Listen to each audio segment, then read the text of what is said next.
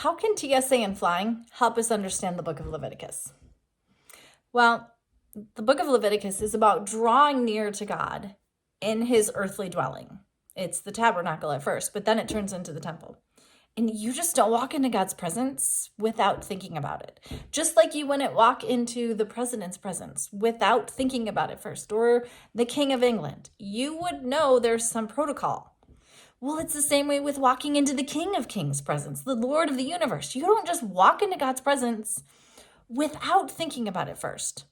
And Leviticus lays out how to walk into God's presence safely. Because there's certain things, because God is holy, because God is a God of life, that you just don't get to walk in his presence, kind of carrying or bringing with you. For example, death. Death cannot be in God's presence. And so you don't get to just walk into God's presence if you've touched a dead carcass, because God doesn't want that contamination of death on you when you come into his presence. And so he set up some guidelines, some boundaries, some safety protocols for you to know how to walk in his presence safely. Just like with TSA and flying.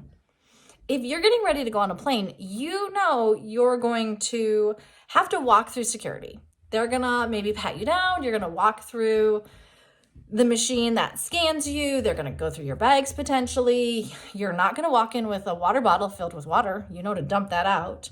You're not going to bring your pocket knife that you always carry. Even though you're not planning on doing anything, it's just not safe. And TSA has been set up to keep all of us safe while we're flying.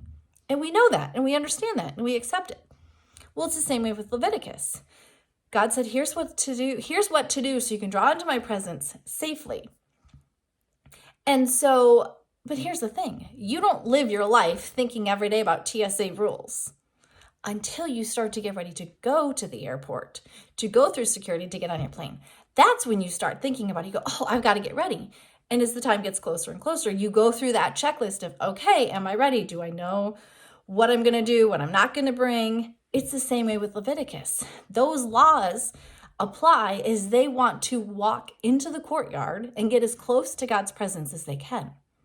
And so they say, okay, here's how I get ready. I want to get as close to God as I can in a safe way so that I can turn around and walk out. Because we all know that in Leviticus 10, Nadab and Abihu drew close to God with an unholy fire, and it resulted in their death. And they didn't want that. So for those reading Leviticus, that's the point of that book. It is to help them draw near to God in a way that happens safely so that they can turn around and come back another time. So I hope that helped you understand Leviticus and come back for more later. Thanks. Goodbye.